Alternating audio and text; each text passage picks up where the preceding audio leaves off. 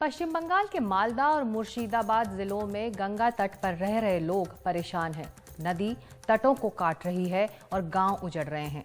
खेत, घर, स्कूल, मंदिर सब पानी में समा रहे हैं और ये पूरा मामला राज्य सरकार बनाम केंद्र सरकार बनकर रह गया है।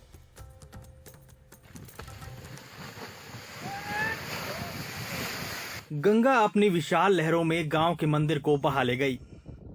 10वीं कक्षा तक के एक स्कूल की भी हालत खस्ता है। गंगा अपने किनारे की मिट्टी काटती जा रही है।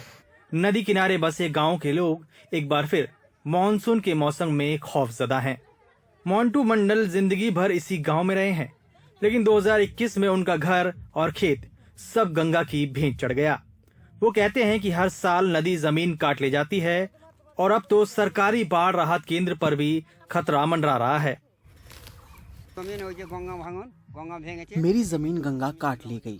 जहाँ पर वो नाव दिख रही है वहाँ मेरी 5 बीघा जमीन थी।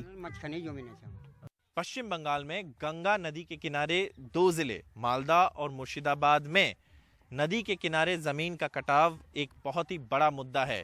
यहाँ पे जो लोग रहते हैं वो ना सिर्फ अपना गांव, अपना जमीन और अपना रोजगार खोए हैं, वो अपने भविष्य को लेके भी चिंतित है, क्योंकि स्कूल जैसे सुविधाएं भी नदी के किनारे जमीन का कटाव से प्रभावित हुए हैं।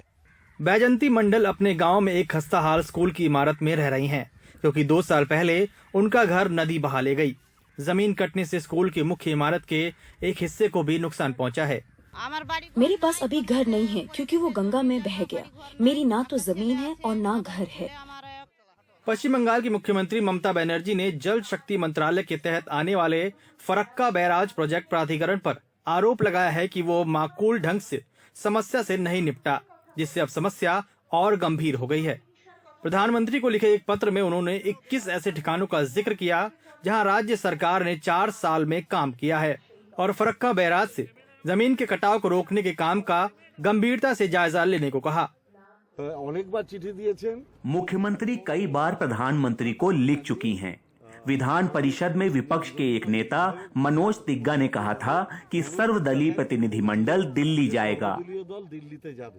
सेंट्रल मीटिंग यहाँ पे बुलाते हैं, उसी मीटिंग में राज्य सरकार का कोई मंत्री, कोई वहाँ का कोई अधिकारी, कोई आते हैं नहीं। वो लोग इसी मीटिंग में एक्चुअली एब्सेंट रहती हैं।